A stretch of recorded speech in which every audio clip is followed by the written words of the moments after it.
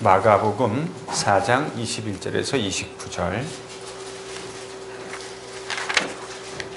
오늘은 비교적 짧죠. 그 본문이 9절밖에 되지 않습니다. 저희들 한 목소리로 같이 읽도록 하겠습니다.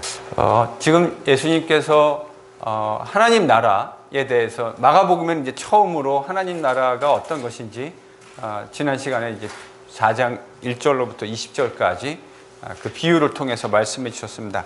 그 비유가 이제 연속적으로 이어져 가고 있는 내용입니다. 하나님 나라가 어떤 것인가. 그런데 4장 21절에서 23절 혹은 뭐 22절 끊기 나름인데, 여러분 지금 4장 21절에서 23절은 소제목을 뭐라고 달면 좋을까요? 예, 이게 이제 등불 비유라고 이야기하고 있는 비유입니다. 등불 비유, 이렇게 저희들이 말할 수 있을 것 같고요. 혹시 펜을 다른 걸 하나 좀 주시겠습니까?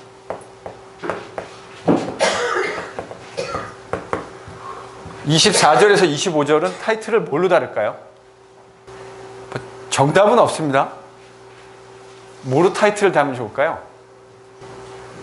잘 들어라. 잘 들어라. 경상도 말로 하면 단디 들어라. 제발 단디 들어라. 잘 들어라. 그 말입니다. 그러니까 잘 들음에 대한 이야기를 예수님이 지금 너희들이 듣고 있는 바, 아마 이런 문맥이겠죠? 하나님 나라 말씀을 잘 단단히 들어라. 조심해서 들어라. 살펴 들어라. 뭐 이런 이제 의미가 될 것 같습니다. 들음에 대한 중요성을 얘기하고 있습니다. 26절에서 29절에는 또 하나의 비유가 등장하죠. 이거 뭐라고 타이틀을 달까요? 예. 스스로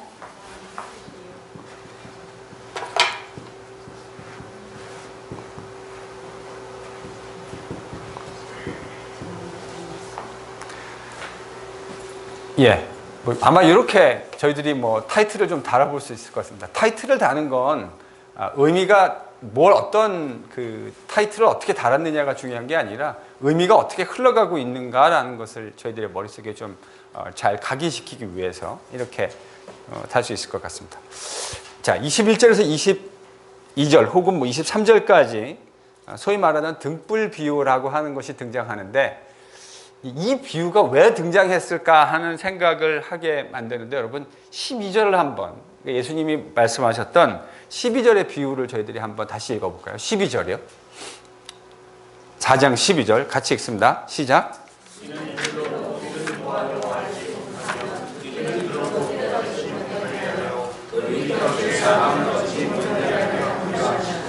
예, 예수님이 지금 첫 번째 소위 말하는 씨 뿌리는 자의 비유를 말씀하시면서 듣기는 들어도 깨닫지 못하고 보기는 보아도 보지 못하게 만들기 위해서 비유로 말씀하셨다.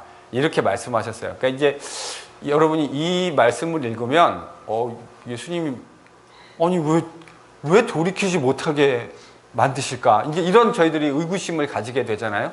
근데 지난번에 말씀드렸던 대로 예수님의 비유는 그들을 그렇게 만들려고 하는 것이 아니라 이미 예수님의 하나님 나라 복음에 대한 사람들의 각양다양한 반응들이 있지 않았습니까? 그 반응들이 있었는데, 어떤 사람은 예수님의 하나님 나라의 복음을 듣고 기쁨으로 적극적으로 순종하면 자신들의 삶을 들여서 반응하는 사람들이 있었고, 어떤 사람은 하나님 나라의 복음이 들려졌음에도 불구하고 자신의 마음을 닫고 듣지 않으려고 하는 사람들도 분명히 있었습니다. 그런 사람들은, 예수님은 지금 그 얘기를 하시는 거죠. 12절에 하시고자 하는 말씀은, 그렇게 마음을 닫고 하나님 말씀에 대해서 의도적으로 거부하려고 하는 사람들이 하나님 말씀을 듣고 돌이키지, 그 마음, 성경에 보면 그런 표현들 많이 나오잖아요. 그들의 상한 마음대로 내버려 두셨다. 그러니까 강팍한 마음들이 있고 하나님 말씀을 받아들이지 않으려고 하는 그런 소프트하지 않은 마음들을 그냥 그대로 내어버려 두셨다. 그러니까 비유라고 하는 것이 사실은요, 지난번에 제가 이 얘기는 안 드렸는데, 밭이 있으면 네 가지의 이렇게 밭이 있지 않습니까? 그럼 밭이 있으면 밭에 씨앗이 떨어지잖아요. 이렇게요. 그렇죠? 그래서 길가, 돌밭, 가시밭, 좋은 밭 뭐 이런 밭이 있는데 사실은 저희들이 엄격하게 생각하면 이 씨앗이 떨어지는 것 자체가 복음적인, 그러니까 하나님 말씀이 예수님과 그의 제자들을 통해서 선포되는 하나님의 말씀이 사람에게 떨어지는다라고 하는 의미가 있잖아요. 근데 이 행위 자체에 그걸 저희들이 복음 전파라고도 표현할 수 있을 것이고, 근데요, 그 자체가 뭐를 나타내냐면 심판적인 성향을 나타냅니다. 이게 무슨 말이냐면 하나님의 씨앗이, 말씀의 씨앗이 떨어졌을 때 그 사람들이 궁극적으로 드러내는 반응을 보면 그것이 결국 누구인지를 드러내게 된다고 하는 거예요. 그래서 저희들이 이런 말씀을 가끔 하잖아요. 선지자적 사명. 그렇죠?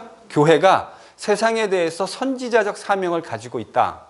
사실 저희들은 어떤 사람이 복음에 긍정적으로 반응할지, 복음에 부정적으로 반응할지 압니까? 모릅니까? 모릅니다. 지난 시간에 씨 뿌린 자의 비유에서 얘기했듯이 우리가 선포하는 복음에 긍정적으로 반응하는 사람보다 부정적으로 반응할 사람들이 경험적으로 더 많아요. 그럼에도 불구하고 우리는 왜 하나님 나라의 복음을 선포해야 합니까? 그것이 일단 주님이 우리에게 부탁하신 것이고, 그것이 복음 전파적인 요소도 있지만 이게요, 선지적 사명으로 그들이 누구인지를 드러내는 효과가 있어요. 그래서 나중에 전 이렇게 될 거라고 생각합니다. 우리가 복음 전파를 하고 우리가 경험하고 배운 그 주님의 하나님 나라의 복음을 세상 가운데 선포할 때 그것이 그들로 하여금 뭐 할 수 없게 만드는 거죠. 하나님 앞에서요. 핑계할 수 없게 만드는 겁니다. 이 하나님 나라의 복음이 선포되는 것 자체가 복음 전파적인 의미, 선지자적 의미들을 가지고 있는데 그것이 가지는 플립사이드에 또 다른 측면에서 보면 이것이 심판의 의미를 담고 있어요. 그 씨앗이 선포되는 것이 그들이 어떤 밭인지를 드러내게 된다고 하는 것입니다. 그래서 예수님이 이제 비유로 말씀하신 것이 그들이 그 완악한 마음을 가지고 하나님 말씀을 듣고 회개하지 못하도록 그냥 그 완악한 마음대로 내버려 두겠다. 지금 이 이야기가 12절에서 말씀하신 거예요. 자, 그렇게 하다 보면 저희들이 어떤 생각을 할 수 있냐면, 아니 그러면 하나님 나라의 비밀과 그 신비라고 하는 것이 밝혀지지 않고 그냥 묻혀져 버리는 거 아닙니까?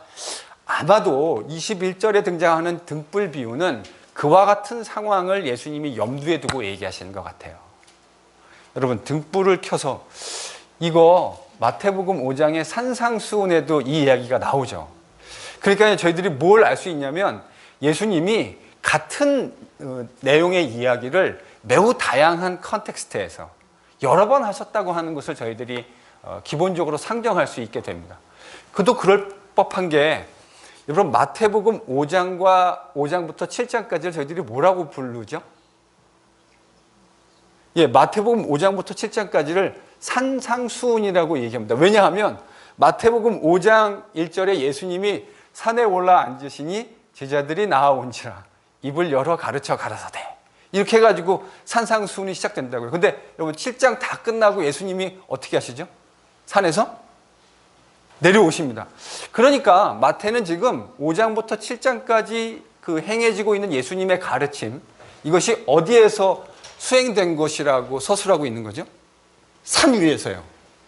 근데 여러분 똑같은 내용을 누가복음에서는 예수님이 산에 올라가지 않으시고 그냥 평지에서 가르치신 것으로 되어져 있습니다. 근데 내용 중에 상당히 유사한 것들이 많아요.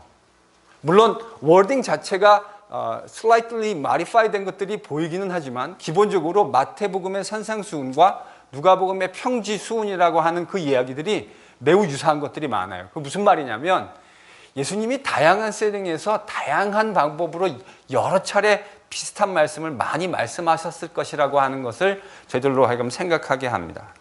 그래서 이 등불 비유도 마태복음에도 등장하는데, 여기서 예수님이 말씀하신 건 등불을 가져오는 것은 말이나 평상 아래 두려고 하는 것이 아니다. 여러분 등불은 왜 가져오죠? 등경, 등잔 위에다가 놓기 위해서, 그래서 불을 밝히기 위해서 등불을 가져오는 것이 아니냐. 그러니까 예수님이 말씀하시려고 하는 핵심은 뭐냐면, 내가 지금 전하는 이 가르침은 사람들에게 알려지기 위해서, 드러나게 하기 위해서 내가 가르치는 것이다 라는 것을 예수님이 다시 한번 제자들에게 말씀하시는 것 같아요. 그래서 22절에 그 내용을 이렇게 풀어서 썼는데, 여러분 한국말로 읽으면 더 헷갈리죠. 이거 한국말로 딱 읽고 한 번에 딱 캐치가 되십니까?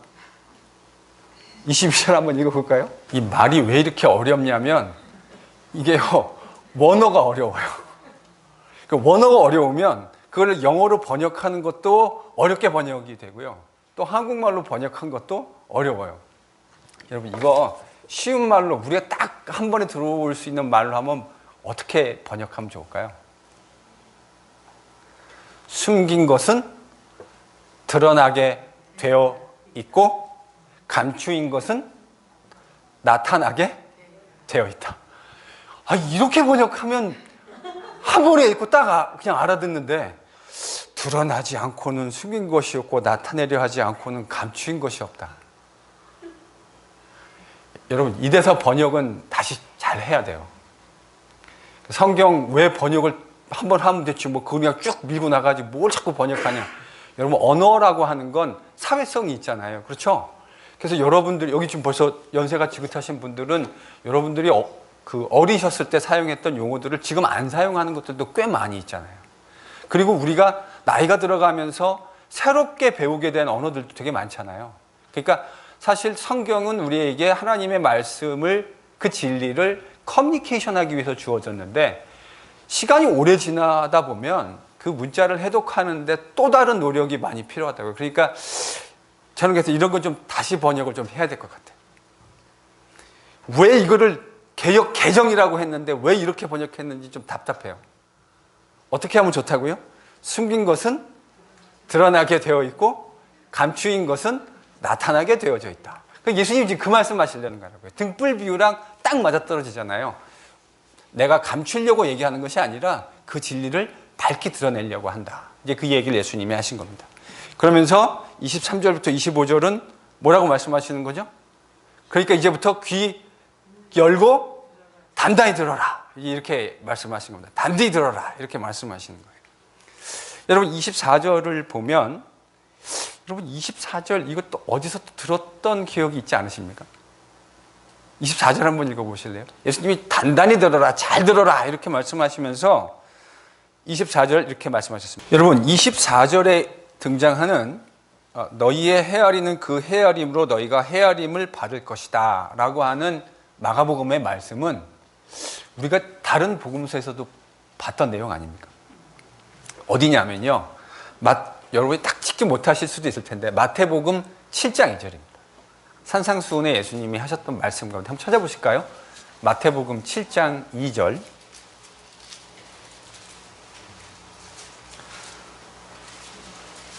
마태복음의 문맥은 사실은 7장 1절부터 읽으시면 더 잘 이해가 됩니다. 7장 1절, 2절을 같이 한번 한 목소리로 읽습니다. 시작.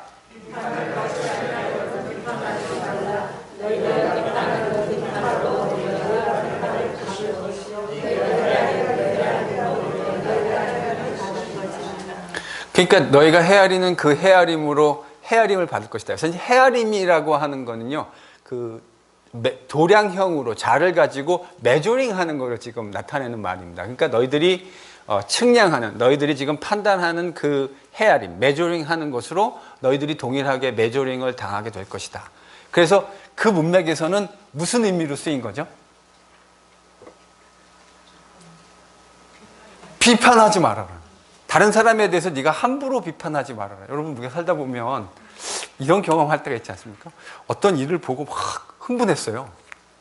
우리가 본성상 그럴 수 있잖아요. 어떤 사회의 부조리라든지 또 잘못된 부분들을 보고 이렇게 막 흥분하고 막 그럴 때가 있잖아요. 그래서 막 이야기를 했는데 여러분 말하는 그 과정에서 자꾸 얼굴이 낯뜨거워지고 막 이랬던 경험 없으십니까? 내가 막 흥분해가지고 막 이야기를 막 하고 있는데 가만히 생각해 보니까 그 이야기하고 있는 거에 지금 내가 비판하고 있는 사람이 머리에서 시작은 그렇게 됐는데 그 사람에 대해서 뭐라고 막 얘기를 하고 있는데 가만히 생각해 보니까 그 사람의 얼굴이 싹 지워지고 누구 얼굴이 거기다 싹. 사실 그럴 때가 있잖아요. 그러면 어떤 마음이 드시죠? 그 사람이나 나나 별반 다르지 않구나 라는 사실을 저희들이 금방 깨닫게 되잖아요. 사실은요. 예수님이 지금 이 말씀을 제 생각에는 상당히 빈번히 자주 하셨던 것 같아요. 너희가 헤아리는 그 헤아림으로 헤아림을 받을 것이다 라는 말을, 그 말씀을 다양한 문맥에서 예수님이 여러 차례 말씀을 하셨던 것 같아요.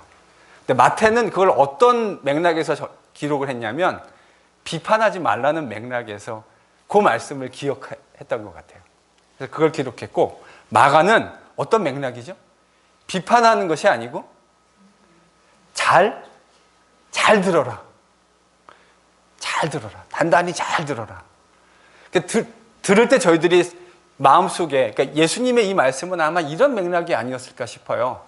여러분, 우리가 어떤 사람이 하는 말을 들으면 그 말을 스스로 우리가 동의하거나 때때로 그거에 어게인스트 해가지고 에이 말도 안 돼 뭐 이렇게 말은 하지 않지만 속으로 생각하면서 우리가 듣잖아요.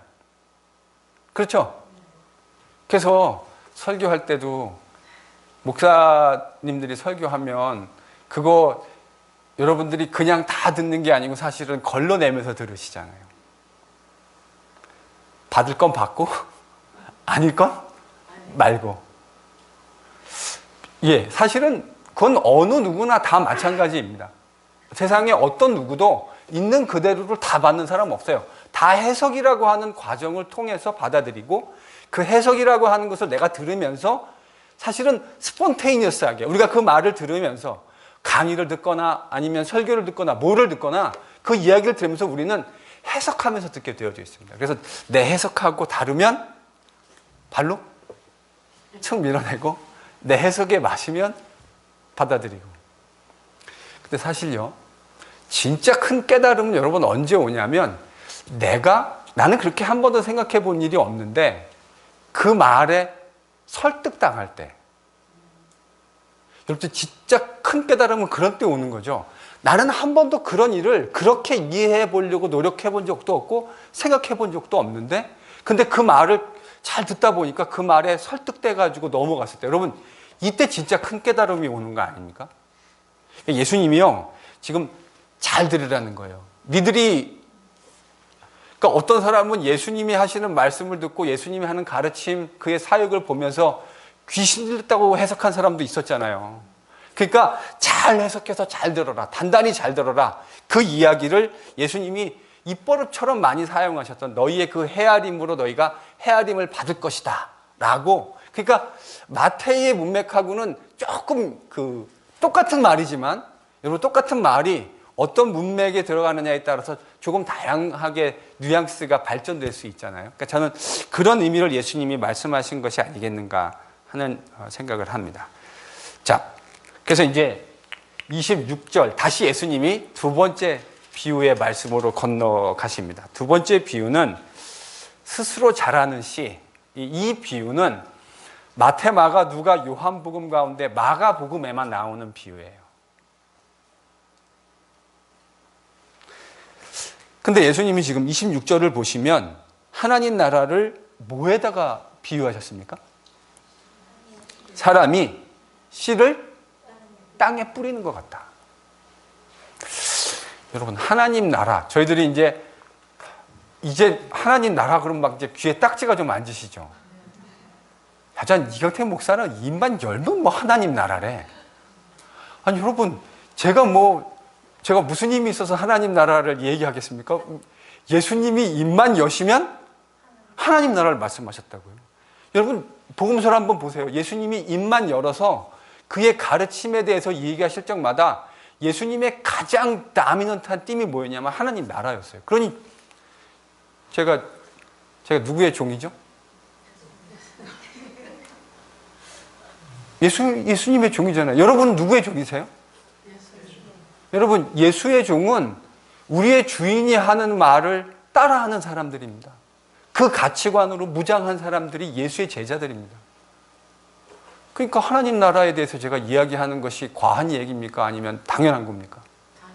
당연한 거죠. 내 주인이 입만 여시면 하나님 나라를 얘기하셨으니 종이 입만 열면 하나님 나라를 얘기하는 거 너무 당연한 얘기 아닙니까? 예수님이요, 이 하나님 나라를 말씀하셨는데 우리는 하나님 나라가 뭔지 충분히 어느 정도 저는 이제 공감대가 형성되어 있을 것이라고 생각합니다. 구약에서부터 하나님이 말씀하셨던 그 약속, 언약, 그것이 이루어지는 날이 오는데 그 선지자들이 말씀하셨던 하나님의 나라가 이루어지는 때, 그러니까 이 하나님 나라가 이루어지는 때는 어떤 때입니까, 여러분? 하나님이 자신의 백성들에게로 돌아오시는 때입니다. 제가 전에 그런 얘기 했죠. 그 춘향전에 보면 절개를 지키는 춘향이가 그 이제 목이 날아갈 판 아닙니까? 근데 그 날아갈 판에 바깥에서 누가 그 변학도가 계속 그 절개를 지키는 춘향이를 그 현혹시키고 유혹하려고 하고 있는데 끝까지 지키고 있는데 누가 그 결정의 순간에 탁 그 관아의 문을 발로 차면서 들어옵니까? 암행어사 출도요 이러면서 이몽룡이 들어오는 거 아닙니까? 그게 춘향전의 하이라이트잖아요. 여러분, 당신의 고통받는 하나님의 백성들, 하나님의 말씀을 이 악이 통치하고 있는 세상 속에서 하나님의 말씀대로 살아간다고 하는 일은 절대로 쉬운 일이 아닙니다. 그래서 그곳에 핍박도 있고 어려움도 있는 거예요. 그런데 누가 등장하시죠? 그런 백성들 가운데 하나님이 등장하시는데 하나님이 그의 백성들에게로 돌아오신다. 내가 나의 백성들에게로, 여러분, 성전이 무너졌다고 하는 말의 상징적 의미가 그런 거 아닙니까? 하나님이 더 이상 그의 백성들과 함께 교제하지 않으시고, 그러니까 이스라엘 백성들은 성전만 있으면 하나님과 기계적으로 교제한다고 생각했습니다. 그렇죠? 법궤만 있으면 하나님과 기계적으로 교제한다고 생각했어요. 그래서 블레셋하고 하나님 말씀에 순종함 없이 하나님과의 인격적인 사랑과 그분과의 날마다의 교제 속에서 오는 순종과 하나님과 동행하는 것 없이 뭘 갖고 가면 이길 거라고 생각했습니까? 법궤. 어떤 일이 벌어졌죠? 법궤는 빼앗기고 이스라엘은 다 처참하게 전장에서 죽고 패했습니다. 그게 하나님과의 교제가 아니죠. 이스라엘 백성들에게 성전이 망했다, 없어졌다고 하는 말의 의미는 하나님과 그들과의 인격적인 교제가 끝났다, 파탄났다라는 말입니다. 그런데 하나님이 선지자를 통해서 뭘 약속하셨냐면 내가 다스리는 날, 즉 하나님의 나라가 세워지는 날 하나님이 다시 그들의 백성에게로 돌아올 것이다 약속하셨습니다. 내가 내 백성에게로 돌아가리라. 그래서 하나님이 다스리는 통치가 회복되는 그림을 그려주고, 그래서 그날은 이 유대인의, 저희들이 많이 얘기했던, 김철 집사님 우리 많이 했던 유대? 예, 유대 종말론.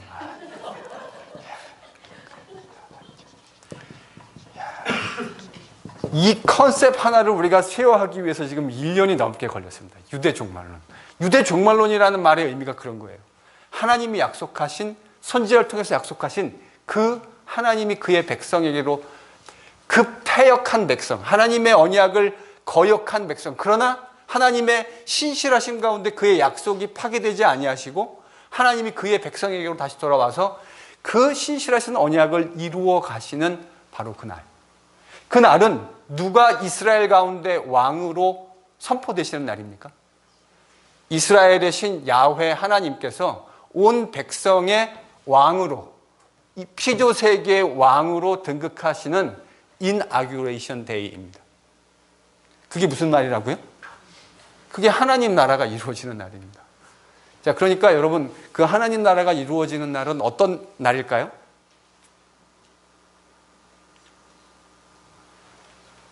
가장 먼저 떠오르는 단어가, 저는 그 하나님 나라가 완성되는 그림에 가장 먼저 떠오르는 단어가 저는 글로리입니다. 글로리. 영광. 영광. 하나님의 나라가 이루어지는 날은 가장 영광스러운 날입니다. 세상의 왕이 아니라 이 피조 세계를 창조하신 창조주가 왕으로 등극하시는 날이에요. 그러니 얼마나 이 날이 영광스러운 날이겠습니까? 그런데 그 하나님 나라가 지금 예수님이 뭐라고 말씀하시냐면 뭐와 같대요? 사람이 땅에다가 씨를 뿌리는 것 같아요. 여러분, 사람이 땅에다 씨를 뿌리면 어떤 일이 벌어집니까? 그래서 농사를 제일 열심히 지시는 분이 송장로님 같으신데, 송장로님, 땅에다가 씨를 이렇게 뿌리고 난 다음에 흙을 딱 덮고 나면 어떤 일이 벌어지죠? 네. 근데 당장은 그게 뭐가 엄청난 일이 이루어진 것처럼 보이십니까? 적어도 흙 위에서 볼 때는 아무런 일도, 아무런 변화도 일어나는 것 같지 않아요. 여러분, 지금 예수님이 말씀하시는 하나님 나라가 이런 의미라는 거예요. 어떤 사람이 땅에다가 씨를 뿌렸는데, 여러분, 그거 씨를 뿌리고 난 다음에 물 주고 막 이렇게 한 다음에 덮고 나면 아무 일도 일어나는 것 같지 않습니다. 외형적으로는. 그러니까 유대 구약의 선지자들이 이야기했던 그 유대 종말론 안에서 하나님이 코로네이션 데이, 그러니까 왕으로 이나규레이션 하는, 왕으로 등극하시는 그 날이 영광스러운 날이잖아요. 근데 예수님이 지금 말씀하시는 그 하나님 나라의 신비, 예수님이 지금 4장에서 하나님 나라의 무스테리온, 하나님 나라의 미스테리, 하나님 나라의 신비에 대해서 얘기하셨는데, 그 신비에 따르면 유대인이 기대했던 하나님 나라와 지금 예수님이 말씀하시는 하나님 나라하고 비슷합니까? 안 비슷합니까? 안 비슷합니다. 하나도 안 비슷합니다. 전혀 영광스럽지 않습니다. 아무 일도 일어난 것 같지 않습니다. 그게 하나님 나라의, 예수님이 말씀하시려고 하는 하나님 나라의 신비입니다. 근데 여러분 27절을 보십시오. 이제 예수님이 그 신비를 하나하나씩 설명하시는데요. 27절 같이 읽습니다. 시작.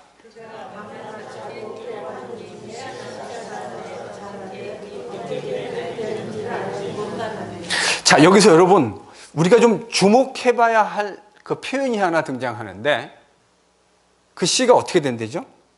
그 씨를 뿌린 그 사람이 밤낮 자고 깨고 하는 중에 씨가 어떻게 된대요? 나서 자라난다. 자라난다. 저는 이 유대 종말론에서 지금 이 씨는 하나님 나라를 상징하는 거잖아요. 근데 하나님 나라가 자라난다. 여러분, 이런 개념은 여러분이 구약을 아무리 선지서를 눈 씻고 찾아보셔도 하나님 나라가 자라난다라고 하는 개념을 찾을 수 없습니다. 근데 예수님이 지금 씨가 자라나는 것을 통해서 뭐가 자라난다는 개념을 처음으로 도입하신 거죠? 하나님의 나라가 자라나, 그로잉 한다고 하는 것을 설명하고 계세요. 하나님 나라는 여러분 그로잉 하는 거예요. 자라나는 겁니다. 유기체적으로. 이게 구약에서는 하나님 나라의 일면을 보여준 건데, 선지자들이 영광스러운, 그것이 완성됐을 때의 영광스러운 면을 보여줬는데, 그래서 구약은 그 영광스러운 마지막 장면에 주목하고 있는데, 사실은 리얼리티를 보면 그 하나님의 나라는 마치 씨앗이 땅에 뿌려져서 자라나는 과정을 겪어가는 것처럼 뭐 해야 된다고요? 자라나야 된다고요. 여러분이 꼭 기억하셔야 될, 이 비유를 통해서 기억하셔야 할 첫 번째 하나님 나라의 신비는 뭐냐면 자라남입니다. 성장. 하나님 나라가 뭐 한다고요? 성장한다고요. 저 그림은 구약 성경에 없습니다. 선지서를 여러분이 아무리 봐도 저 자라난다고 하는 개념이 등장하지 않아요. 근데 예수님이 이제 비유를 통해서 하나님 나라가 자라날 것이다라는 이야기를 해주고 계십니다. 자, 28절을 또 한번 읽겠습니다. 여러분 28절도 보면 자라남이라고 하는 개념이 보이시죠? 그러니까 27절에서 설명하셨던 그 자라남이라는 개념이 28절에도 보입니다. 씨가 나고 싹이 나고 다음에는 이삭이 생기고 그 이삭에 충실한 곡식이 생긴다. 이제 자라남에 대한 이야기를 하고 있는데, 그런데 여기서 27절과 28절을 비교해서 봤을 때 28절에 유독 그 두드러진 묘사가 있어요. 28절에. 제가 어떤 단어에 지금 딱 꽂혀 있을까요?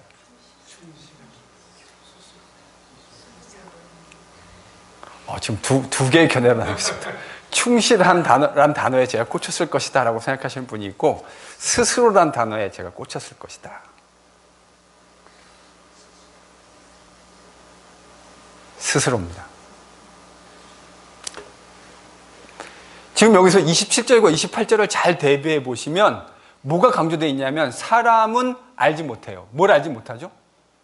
이게 어떻게 되는 건지를 알지를 못해요. 그 사람은 그냥 그 씨를 심었을 뿐이에요. 그리고 자기가 해야 할 일을 하고 있을 뿐이에요.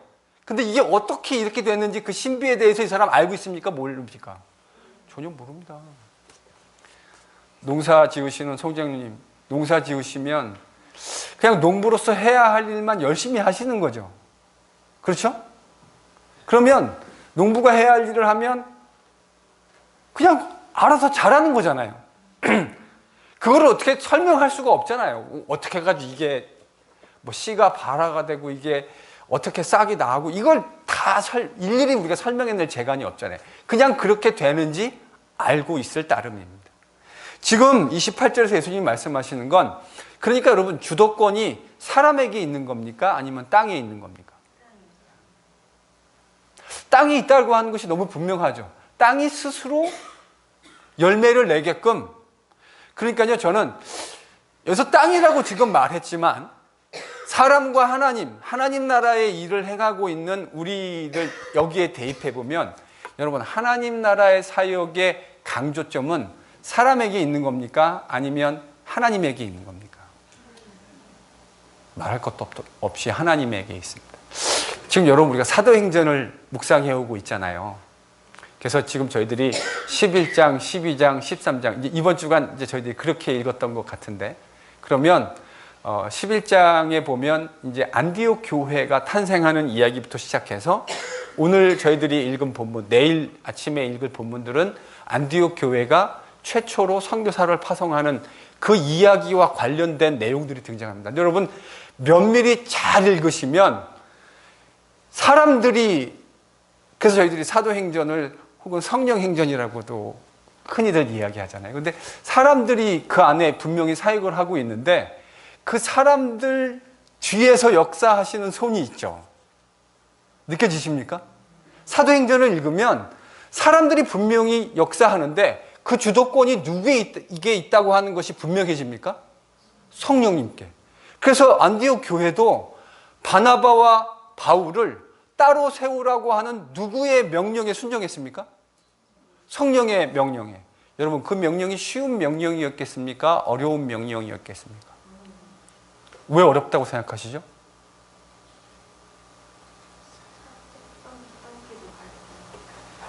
아니, 어렵다고 말씀하시는데 저는 그냥 허투루 넘어가셨습니다. 왜 어렵다고 생각하십니까?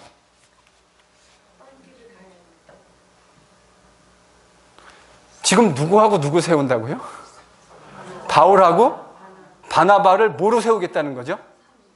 안디옥 교회에 파송 선교사로 세우겠다는 거 아닙니까?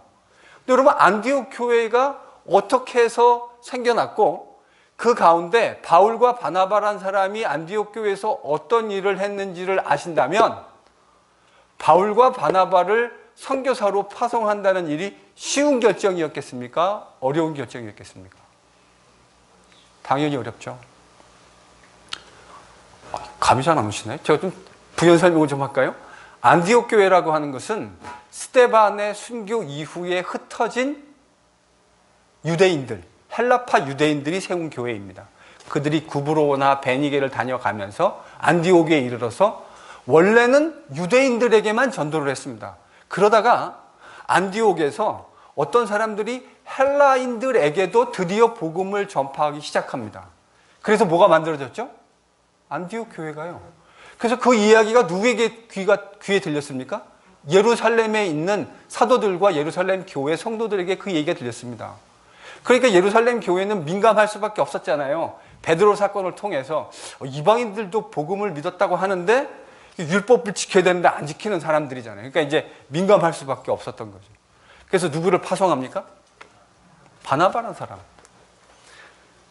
선한 사람이다. 착한 사람이다. 믿음이 좋고 성령에 충만하고 사람들에게 칭찬을 듣는 바나바라는 사람을 봤는데, 바나바가 안디옥가에 교회 가니까 말하자면 여러분 이런 거잖아요. 예루살렘 교회가 파송한 감찰단이라고요. 가만히 딱 갔더니 안디옥 교회가 어때요? 이거 안디옥 교회 안 좋아요? 안디옥 교회 훌륭했어요. 그래서 바나바가 그리스도의 믿음 위에 단단하게 서 있으라고 그들을 격려했습니다. 근데 그렇게만 된 게 아니라 바나바가 그 교회에서 담임 목사 역할을 했어요.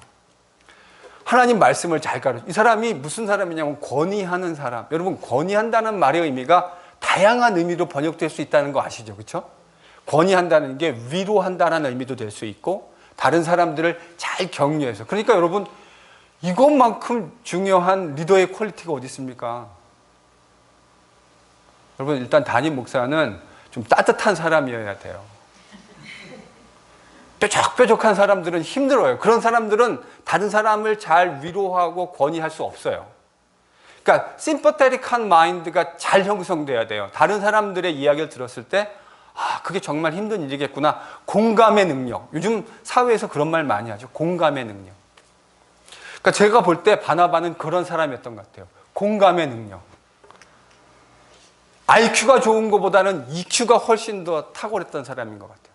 다른 사람하고 같이 공감해낼 수 있는 그런 능력. 그러니까 그리고 그가 뭘 잘했냐면 하나님 말씀을 잘 가르쳤어요. 그러니까 어떤 일이 벌어졌습니까? 사람들이 많아졌어요. 그러니까 혼자 목회할 수 있습니까? 없습니까? 사람이 혼자 감당할 수 있는 캐퍼시티를 넘어갔어요. 그러니까 바나바가 뭘 생각했습니까?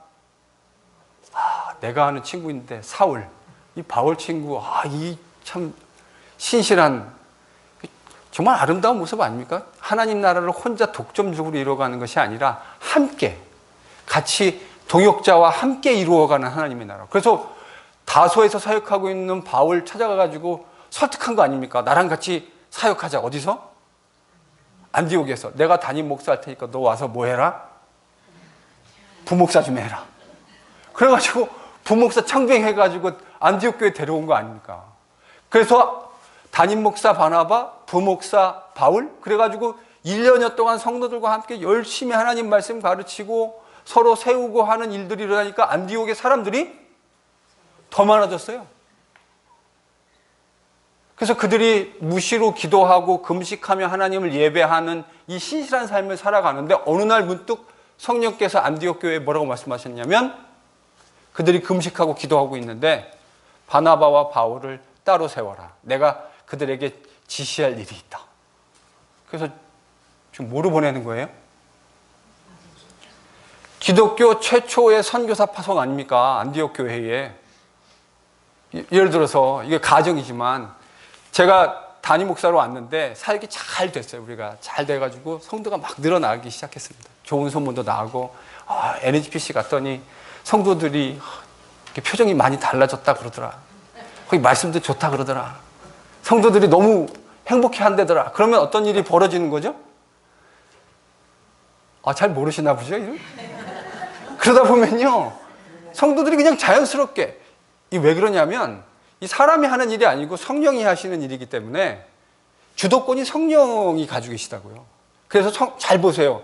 그런 일이 일어날 때마다 성령께서 혹은 주어가 생략된 대로 믿는 사람들을 더하게 하셨다. 이런 표현들이 그냥 누가 더하게 하신 겁니까? 성령님이요. 하나님 나라의 주도권을 누가 가지고 있다고요? 성령님이요. 사람이 아닙니다. 이렇게 얘기하면 사람이 하는 일에 대한 중요성을 저희들이 underestimate 할 수가 있죠. 평가절하할 수가 있습니다. 사람이 해야 할 일도 중요합니다. 저는 중요하다고 생각합니다. 사람이 해야 할, 교회 리더들이 감당해야 할 일들이 매우 중요한 일이라고 생각합니다. 그러나 잘 들으십시오. 하나님 나라의 사역의 핵심은 아무리 유능하고 아무리 훌륭한 리더가 있다 하더라도 그들에게 주도권이 있는 것이 아닙니다. 보세요. 뭐가 스스로 열매를 낸다고요? 땅이요. 농부가 열매를 내게 만드는 것이 아니고 그는 농부로서의 사역에 자기에게 주어진 일에 충실했을 뿐이고 그 일을 열매 맺게 하시는 것은 이 땅을 주관하시는 하나님이신 거죠. 그 얘기를 지금 하는 거예요. 사도행전이 저희들이 읽고 있는 그 하나님 나라의 이야기와 예수님이 말씀하시는 그 하나님 나라의 이야기가 따로 떨어져 있는 게 아니에요. 서로 연결되어 있는 이야기입니다. 예수님이 지금 정확하게 그 얘기를 하고 계신 거예요. 사람이 여러분 훌륭하죠. 바나바와 바울이 신실하게 안디옥에서 사역을 해서 그 결과로 하나님을 믿는 성도들의 숫자가 늘어나고 그 지역에서 비로소 뭐라고 불리게 되었다고요? 그리스도인. 크리스토스. 뒤에 붙어가지고 저희들이 뒤에 영어로 하면 IAN 이렇게 붙어가지고 그리스도인 이렇게 되는 거 아닙니까? 그렇게 불리게 되었다고요. 그런 상황에서 바울하고 바나바를 선교사로 예를 들어서 우리 교회가 그렇게 사역이 잘 됐는데 성령이 야, 이 목사랑 나중에 누가 부목사님 누가 오시면 그 두 사람을 선교사로 보내라. 그럼 여러분 아멘? 이렇게 하시는 게 쉬우시겠습니까? 절대로 쉬운 거 아닙니다. 그거 절대로 쉬운 거 아닙니다. 근데 안디옥 교회 거기에다가 순종하잖아요.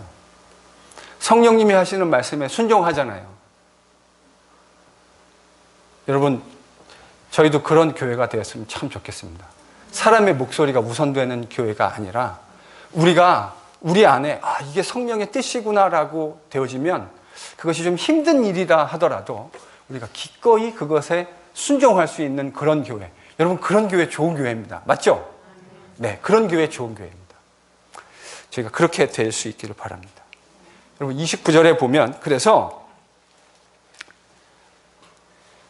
두 번째 하나님 나라의 신비의 핵심은 뭐냐면 사람이 아니라 땅. 그래서 땅이라고 표현했지만 사실은 하나님이라고 이야기해도 될 것 같아요. 두 번째 예수님이 말씀하신 하나님 나라의 신비는 저겁니다. 자, 그러면 29절이 이야기하고 있는 하나님 나라의 신비 마지막 같이 한번 읽습니다. 시작.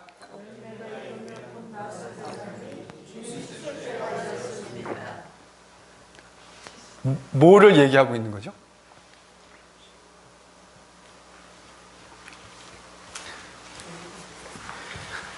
하나님 나라는 꼭 뭐가 있다라는 거예요? 마지막. 결말.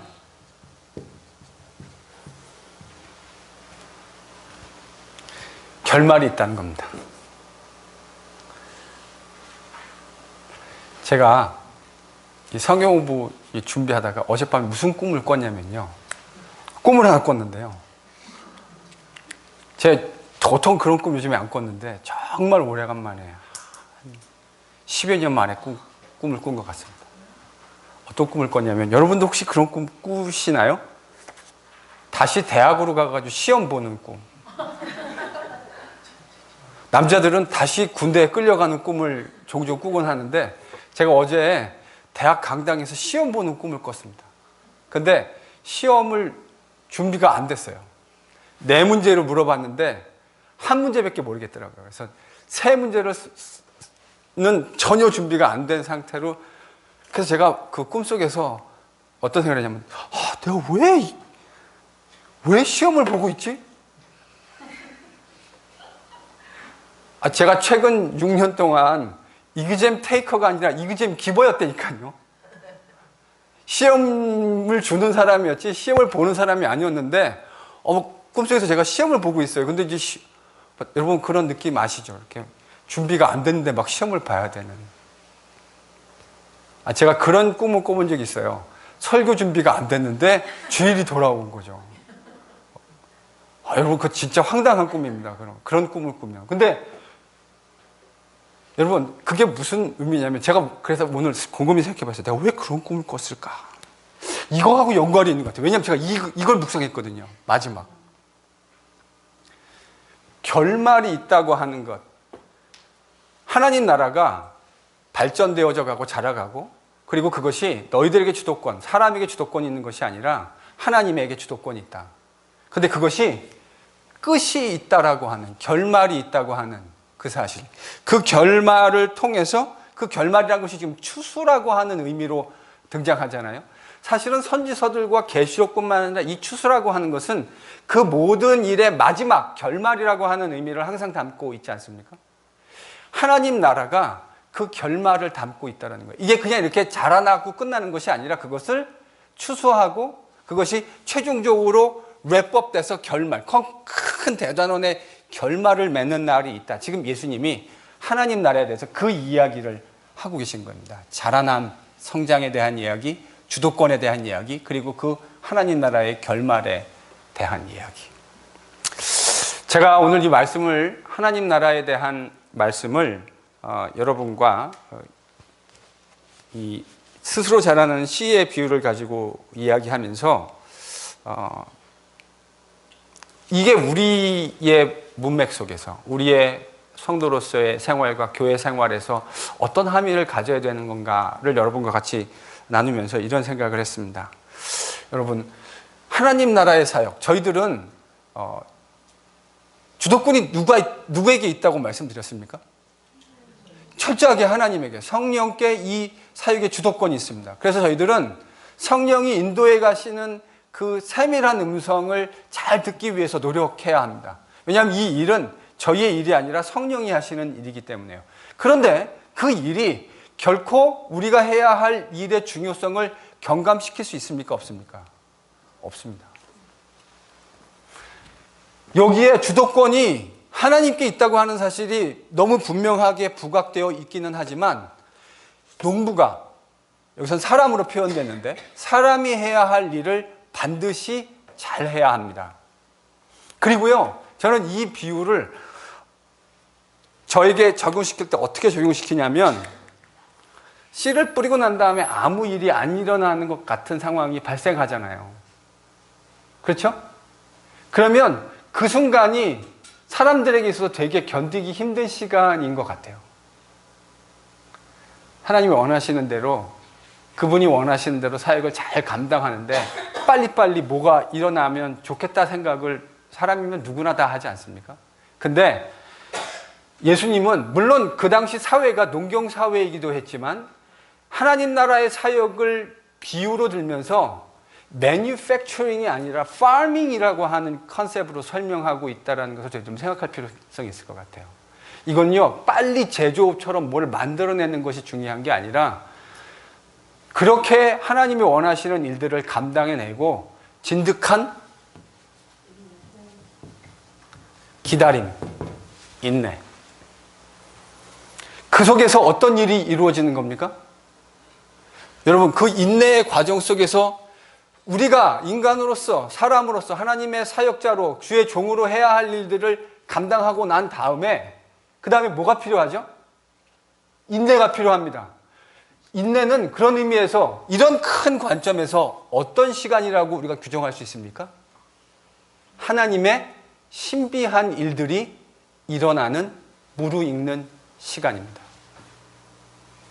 그래서 여러분, 저희는 주님이 우리에게 부탁하신 그 일들을 함께 교회로서 성실하게 또 신실하게 감당해 갈 겁니다. 아멘? 그 과정 속에서 우리에게 요구되어지는 인내와 우리에게 하나님께서 요구하시는 일을 최선을 다해서 인내하면서 감당해 갈 겁니다. 그 인내의 시간에 누가 일하십니까?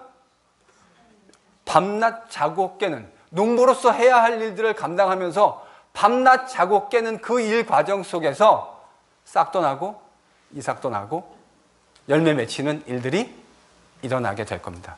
여러분, 그 일을 저와 여러분이 함께 보게 될 겁니다.